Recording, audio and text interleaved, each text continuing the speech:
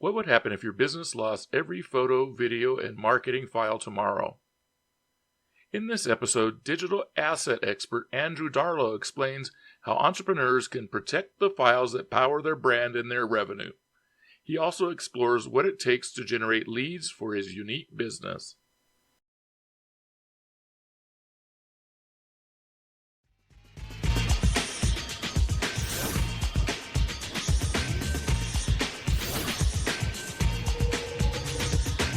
I'm your host, Joe Sayles Jr.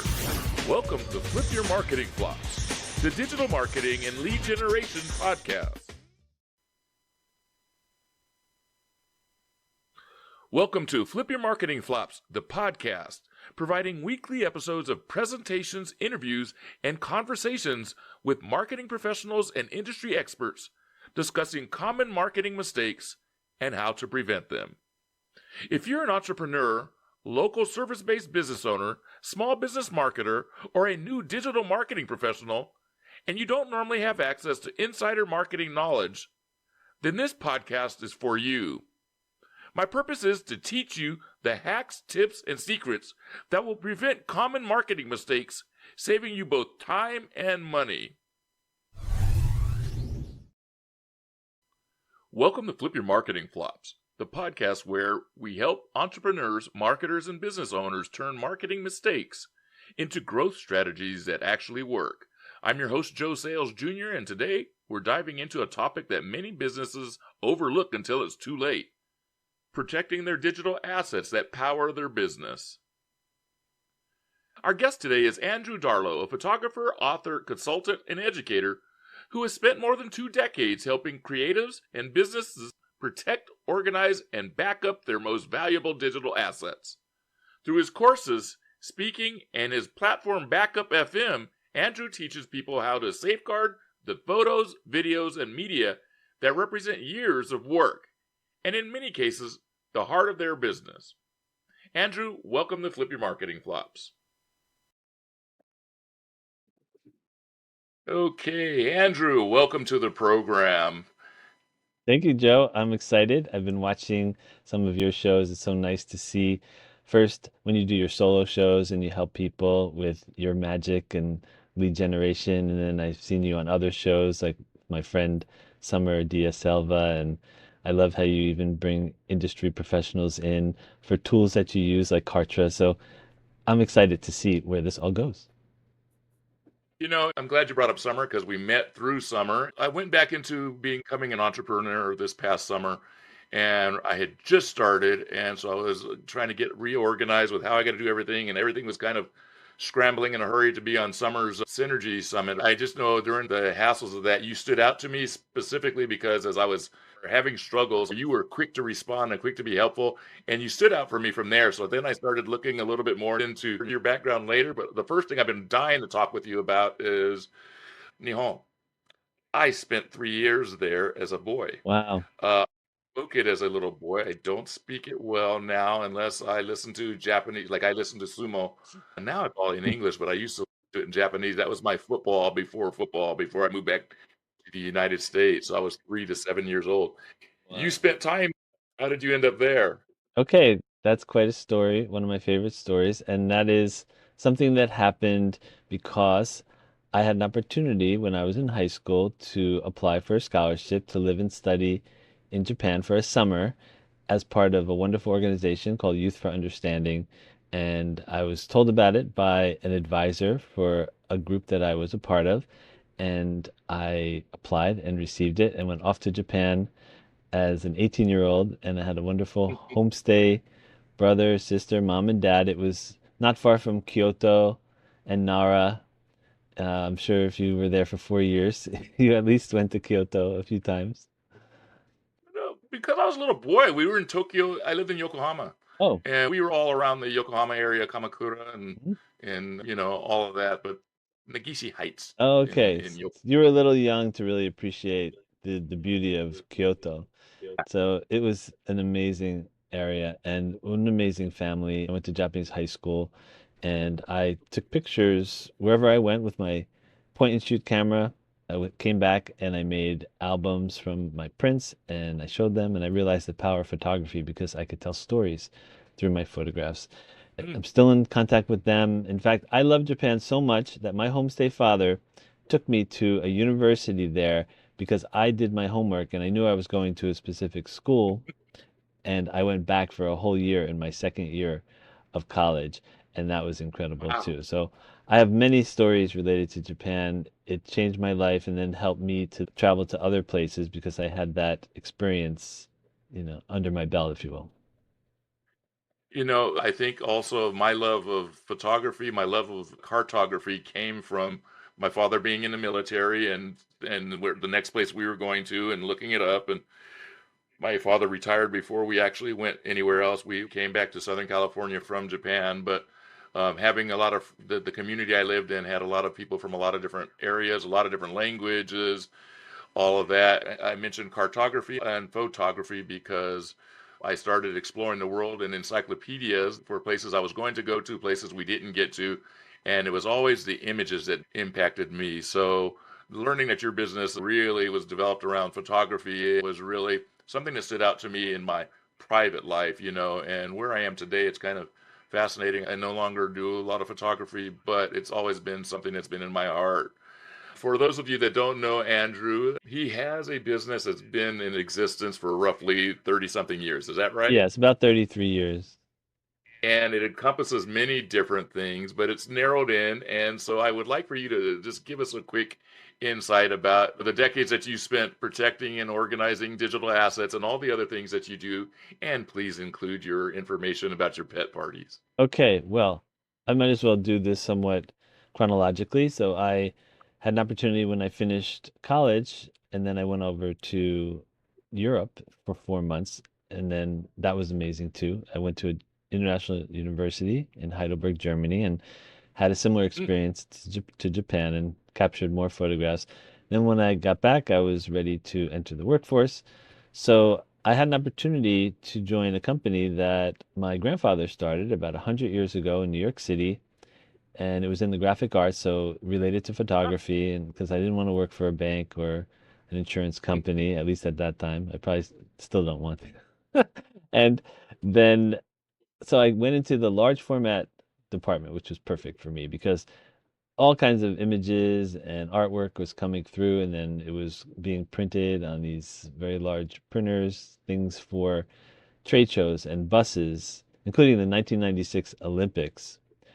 That Mm. was an amazing project. These black and white, beautiful photographs for the sides of buses.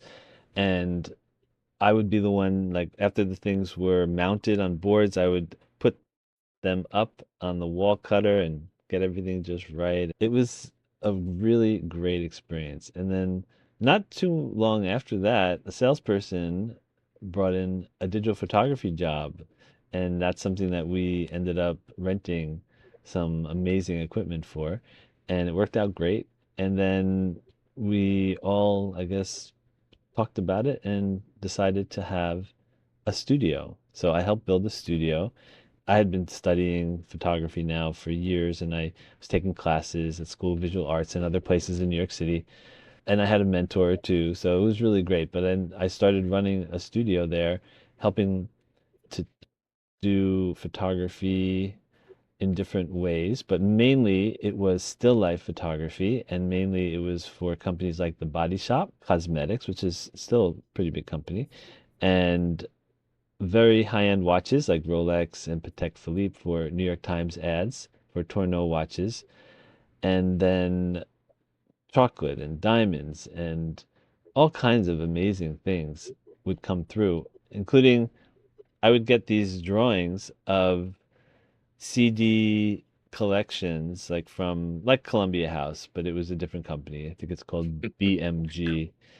And Right. I would lay them all out and make sure that the CDs look good, the reflections look good, and I don't know how many of those I did, but it was really something to see everything come together. And then when you finally see it printed, especially the catalogs or the ads in magazines, it's very rewarding. My experience in getting into the world of photography, running a studio, I did that for 7 or 8 years. And then along the way, I discovered printing because I've always loved photography, and printing is just a natural extension. And Right. I would go to museums all the time, and I would make my own prints in different ways, local places, the 1 hour photos and things like that.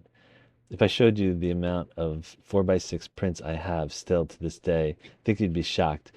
But that's how you get better, by just practicing the craft. And then got into slide photography. So it's nothing like waiting for the slides and then you kind of smell the fixer and then you put the loop on it and it's exhilarating. And so we're kind of spoiled now, but back then it was amazing. It's still amazing. So now, It's what you fascinated me with something, and I'm sorry to yes. jump in here, but I had a quick thought. I used to have a big box of all my 4x6s, so I totally Mhm. can't imagine with somebody who's into photography to the level you are, Yes. how big your storage container is with Yes. them. The under the bed boxes are the best for that because they fit perfectly and just endless, endless. So then, as time went on, I started doing more and more teaching, including at the International Center of Photography, which is a wonderful school and gallery. They have multiple spaces in New York City.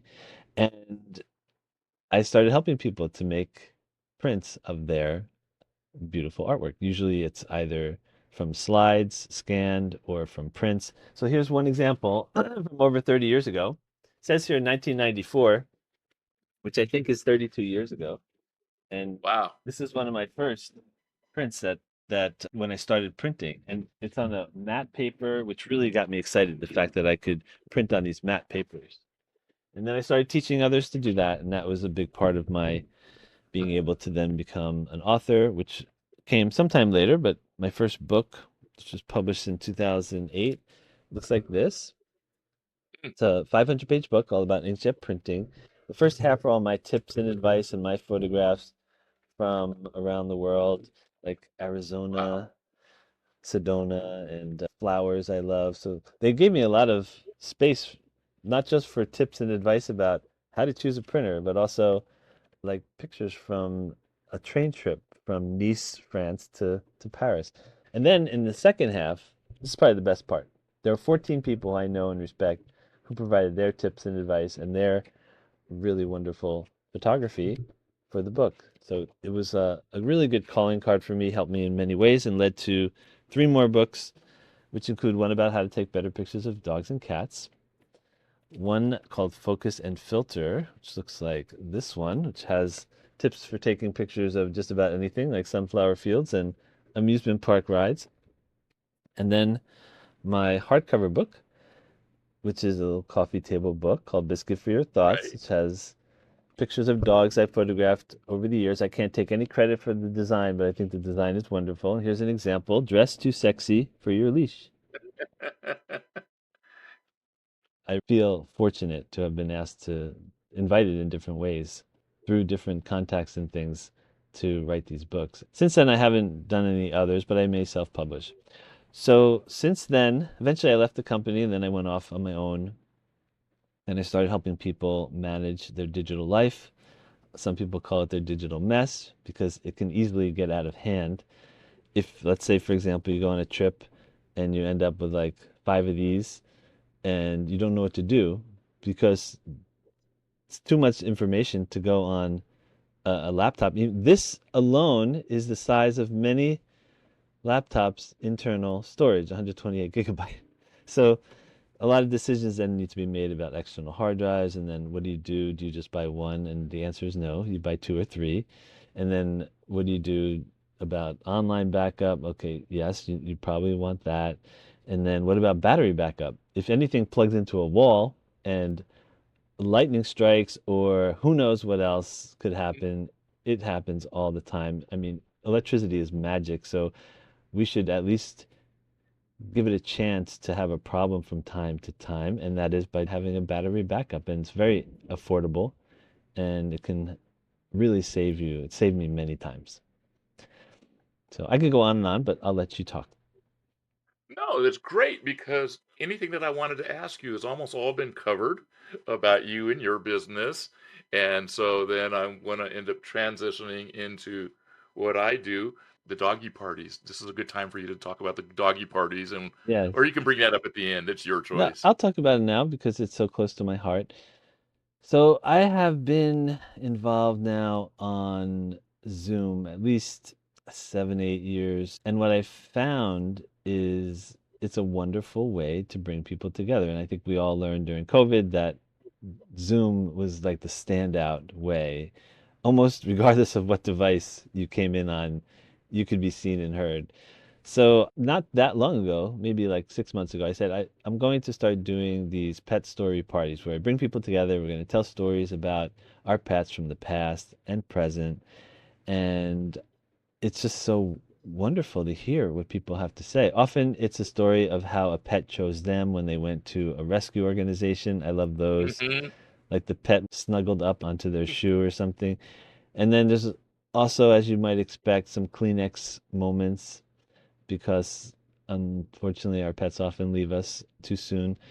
And what's wonderful is how other people will often come in and console the other people who maybe are going through still a grieving period or have a challenge or something or just want to discover something. So it's a beautiful, safe community where I bring people together to talk about pet stories. And I have my own pet stories from the past, from many years back, and from recent as well. So it's really wonderful.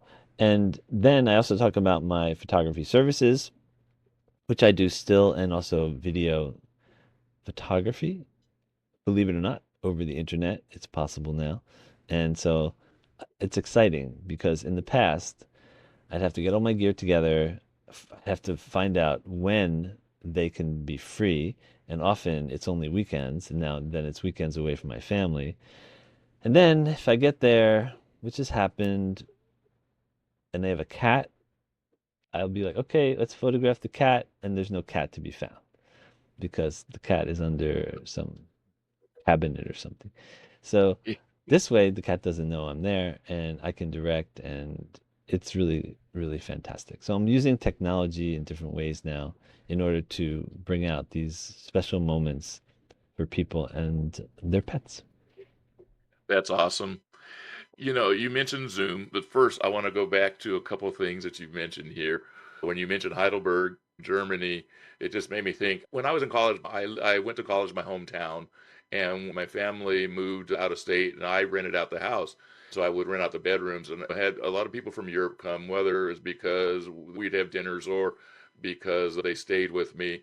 And so I had a buddy from Germany. When his girlfriend came to the U.S., he knew I loved the band UB40, so she brought a record that was at the time not available in the U.S. and they gave it to me, and so something we kind of had in common here. I just started my first book literally this week. I mean, it's been in my head for 15 years and it's been coming out and all the things I'm doing these days, but I started on the forward or whatever the stuff is, the intro and Yes. all that stuff this week. And so that's something that I've been wanting to do for a long time. I have at least three of them in my head. And you brought up Zoom tips. Most recently, I know I saw you on Summer's most recent summit when you presented about the Zoom tips and you provided three Zoom tips.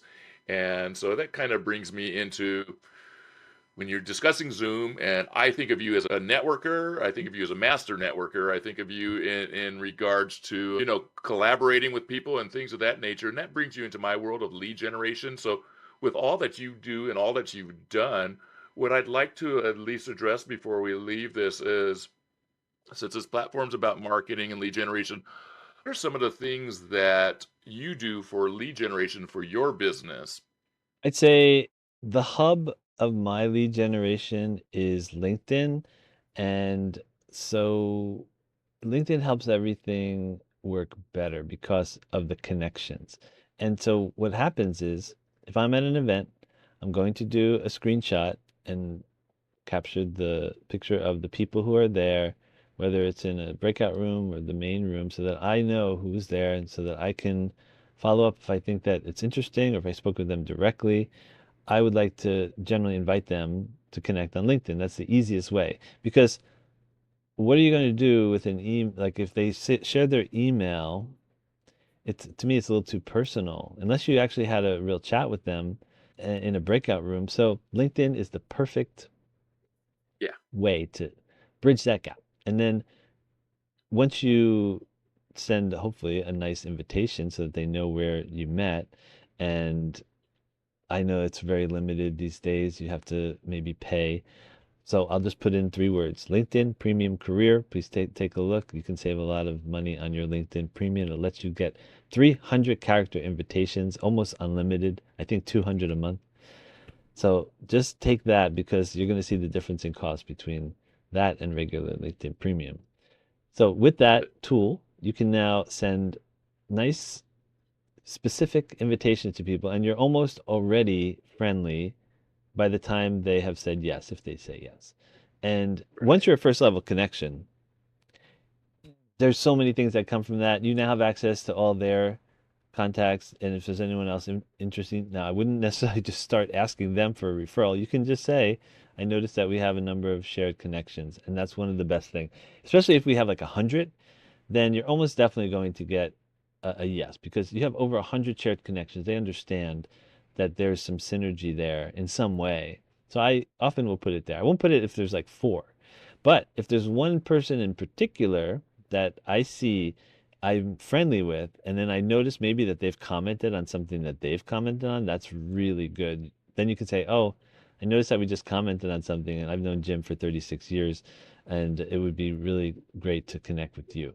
So leverage that as much as you can. It takes time and effort. And then the area that I can use some improvement on is moving those into a proper CRM so that I can then Mm, find the best way to follow up and invite them onto my newsletter and invite them to different events because it starts to then get a little bit tricky when you have events that you want to start sending invitations to, and then now you want to segment them, you want to filter them, and there's a whole process that I'm sure you can probably speak on much better than I can. yeah, it's a process. That transition, I still got to learn a little bit more about that. But you're a power LinkedIn user, and that's good to hear. I've been getting hit up by Alignable lately. Have you been getting hit up by Alignable more lately? Because it seemed like it was like all the new rage for a while, for about 5 years ago, and then it disappeared on me, and now all of a sudden everybody's hitting me with Alignable again. Yeah. I'm like, wow, this is kind of interesting. What's going on? I love Alignable, but I don't have the bandwidth at this point Same here. to support two networks. Now, Alignable has one big advantage over LinkedIn. That is What's they have that? these abilities to get into these like networking groups, I think 6 or 8 people, and they make it very Yeah. simple. But I haven't even been to one, and that's one of the Same main here. advantages that might get me to go back in. But following up with all the invitations is very tedious. It's nice to be invited, but you're probably being invited partially because you're in their inbox, and there's like a one-click way for someone to invite thousands of people. So Right. it's a great thing. I would treat it like LinkedIn. It's just you have to be ready to do it, to do the work. Yeah, I'm not ready for it yet. I don't have the bandwidth either. Since the platform that I have is Flippy Marketing Flops. With your business, what would you say has been your biggest marketing flop? My biggest marketing flop. So I would probably point to my fine art print sales for my these prints that I made because I didn't really think it out that much, except for I did a party because I love parties. So Mhm. I would say, I created a few hundred of these prints, and then I had a party to like almost like a book signing, a virtual book signing, Got it? and then I really didn't follow up. So that's a Mm. I would call that a flop because I didn't really do anything with it. I have the prints. I send them to people sometimes as gifts or as a reward for doing something else and becoming a client at a certain level or something like that. But I've pretty much ignored it. So I have them, but I've ignored it. So that is a marketing flop. And you said you didn't follow up. Follow up, I'm hearing, that's a recurring theme when I speak with people. We're coming up towards the end of it. One of the power things that I recognize is I see you as an authority, and I would imagine your authority has grown because of your books, your speaking, your consulting, your online presence, and all that. I've seen your channels, I've been on some of them. Are you still doing a lot of content creation that helps you attract opportunities? Yes, I send out a newsletter. It's not on an exact schedule, but I, for the last 6 months or so, virtually everyone has a tip, and people love it. Could be a quick tip for just how to use something better. It could be a website that people may not have heard of before. Could be just something so simple. For example, my next one, I'll just tell you what it is because it's really quick. Whether you're on iPhone or Android, if you were to go into, let's say, an email, anything, like something like this, and you wrote something like, "Hi Joe, how are you?" And then like I made a mistake here. You can go in Right. and press the space bar, and it be an actual mouse. So a Really? lot of people don't know that, and it's extremely, extremely useful for editing text. That's a good one. Good. I love tips like that. I'm sure the audience will enjoy the tips like that. I know between my kids, I'm the only non iPhone user in the house. My kids are always, if they see me texting, they grab the phone from me. I'll just be straight. They take it from me and they do whatever I want them to do Yeah. or whatever I'm trying to do. But that's a great tip. I hope they know that. I'll find out. It'll be nice for me to know something about iPhones that they don't know. Yeah, it's the same on Android. They always take the Is it? best tips from each other. One usually comes up Yeah. with it, and then the other one just adopts it often. Well, since we're wrapping up here, do you have any projects that you're launching anytime soon that you didn't cover yet? Or any featured promotions or activity that you want to tell us about? Well, two things. One is I have my pet story parties that happen almost every month, and I have referral partners who can invite others. And for that, I think the easiest thing to do is just go to backup.fm and you'll see a thing Okay. there that says sign up for my backup blueprint, and you'll get a lot of things from my vault, like information about the Zoom tips. You'll get information about how to back up your whole system, including how to back up LinkedIn step by step. So just backup.fm. And I also have like a PSA that I try to remember when I get on opportunities like this. And it's a very simple one, but I noticed when I was driving some years ago and I was getting more and more frustrated because a lot of the people only had one light. And I'm like, oh, that's not good. Because if the second light goes out, the headlamp, it could be really dangerous. So I came up with this hashtag PSA, which is first day light check. And you can put that into almost any social media, and you'll probably see a story with a picture of my son with his like a Hot Wheels, and not Hot Wheels. I forget the name of the car, but it has one headlight on and one headlight off. I did that in Really? Photoshop. And I just recommend people check the vehicle lights on the first of the month. You probably need a friend, and you should check your brights and check the front and the back because it's not easy, and it's not like we have sensors. I think one or two cars in the whole world have sensors when the lights go out. It's kind of strange, right? In our advanced world that they won't tell you. And then if you do have that, I highly recommend you go to YouTube, you put in your specific model year and headlamp replacement, and then you don't have to buy the most expensive one. That part you'll have to look into yourself. But I hope that maybe I potentially saved a life. You never know.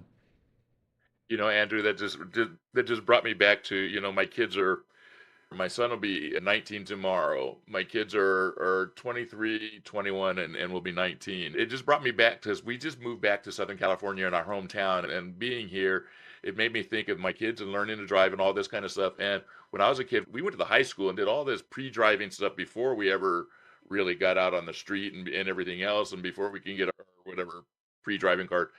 And one of the first thing I remember from that is get up walk around your car and check everything around your car. And I'm Yes. like, I keep trying to remember to tell my kids to do that. Yes. And this is one of the things you were walking around the car for and making sure there's nothing behind it and nothing in the Yeah, tire. the So only problem is I you can't check your brake lamps unless you have a barbell, maybe. Then you something can on the put it on the brakes. brake. But yeah, and check your tires because tires can be flat Yeah. and you don't even know it. So that's Yeah, great. especially back in the day.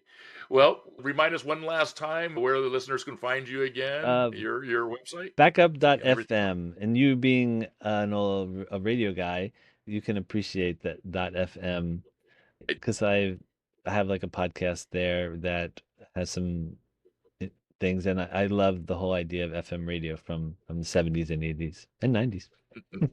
Same here. Andrew, it's been great speaking with you today. I appreciate you coming here onto the show. Thank you very much, and we'll wrap it up right here. All right. Thank you, Joe. Appreciate it. All right, thank you. Today's guest has been Andrew Darlow. Andrew, this has been a fantastic conversation. Protecting digital assets is something most entrepreneurs don't think about until something goes wrong. But today you've given us a clear roadmap for how to safeguard the videos, photos, and files that power our businesses. If you're listening and you realize your backup system might be more of a hope and pray strategy than a real system, this is your reminder to take action today. Andrew, thank you so much for sharing your expertise and practical advice with our audience. And to everyone listening, if today's episode helped you see a marketing mistake you can fix or a system you need to put in place, then you're already on the way to flipping your marketing flops into smarter strategies. Be sure to connect with Andrew online and check out his resources. Until next time, I'm Joe Sayles Jr., reminding you that every marketing flop is just an opportunity waiting to be flipped. Flip Your Marketing Flops is the digital marketing and lead generation podcast where you can listen in on the latest digital marketing and lead generation trends and tips through conversations with marketing professionals. We're helping service businesses and entrepreneurs produce better marketing results. Tune into our latest episode on your favorite listening platform. Get involved with the show. There are many ways to do so. You can email me here at the show. Just use joe@flipyourmarketingflops.com. If you enjoy the content on this channel, let me know. If you have a digital marketing topic you would like to know more about, tell me about it. And if there is someone you think I should have on the show, just give me their name. You are crucial to the success of this show, just as I want to be helpful in the success of your business, and I want to give you information you want to know about. So be sure to subscribe to this channel, hit the like button, and comment below. For more information, visit flipyourmarketingflops.com.